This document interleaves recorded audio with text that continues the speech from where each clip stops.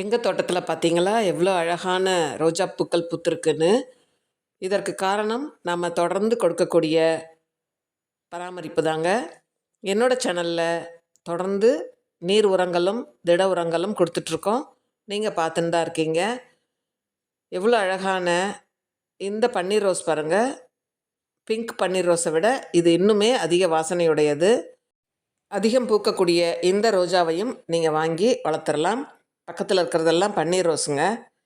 Trim பண்ணி விட்டுருக்கோம். இனிமேல் தான் நமக்கு அதிக பூக்கள் பூக்க இருக்குது. இன்று நாம் ரோஜா செடிகளுக்கு நீர் உரம் கொடுக்கலாம்.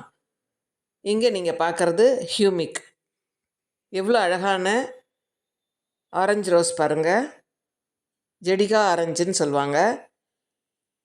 இந்த ஹியூமிக் பாருங்கள், பிளாக் கலரில் இருக்கும், பவுட்ரு மாதிரி இருக்கும். இதையும் எப்சம் சால்ட்டையும் கலந்து நான் இன்றைக்கி நீர் உரமாக கொடுக்க போகிறேன். ஹியூமிக்னு நீங்கள் ஆன்லைனில் வாங்கிக்கலாம், எப்சம் சால்ட்டும் ஆன்லைனில் கிடைக்கும்.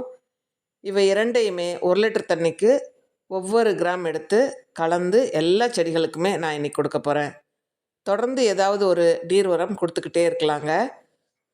இப்போ மழை வந்ததுனால எங்கள் வீட்டு ரோஜா செடிகள்லாம் பூக்க ஆரம்பித்தாச்சு பாருங்கள். இது ஜெடிகா ஆரஞ்சு, ஏற்கனவே நீங்கள் பார்த்தீங்க. இப்படி தொடர்ந்து இனி பூக்க இருக்குது. இதுவும் ஒரு ஹைப்ரிட் ரோஸ். ஒரு கிளைக்கு ஒரு பூ தான் பூக்கும். ஹைப்ரிட்டின்னா ஒரு கிளைக்கு ஒன்று தான் பூக்குங்க. மற்றவை கொத்து கொத்தாக பூக்கக்கூடிய வகைகள்லாம் இருக்கும்.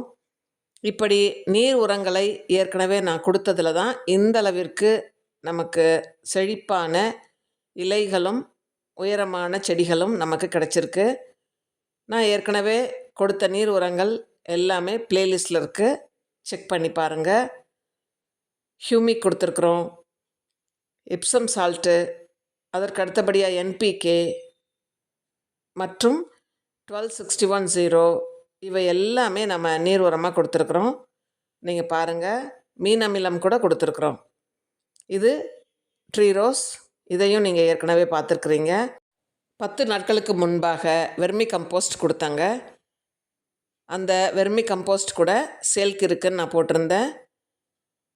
ஸ்க்ரீனில் தெரிகிற வாட்ஸ்அப் நம்பருக்கு நீங்கள் மெசேஜ் பண்ணி வாங்கிக்கலாம். ரோஜா செடி நல்லா வளர்கிறதுக்கு சூரிய வெளிச்சம், உறுதியான மண்கலவை, வளமான மண்கலவை இவை இருந்தால் போதுமானது. அடுத்தடுத்து நீங்கள் கொடுக்குற பராமரிப்பில் நல்ல ஒரு ஹெல்த்தியான பிளான்ஸ் வந்துடும். 10 நாட்களுக்கு ஒரு முறை பூச்சி விரட்டி தெளிச்சிடணும். நீங்களும் உங்கள் வீட்டில் இது போன்று ட்ரை பண்ணுங்கள். தேங்க்யூ ஃபார் வாட்சிங்.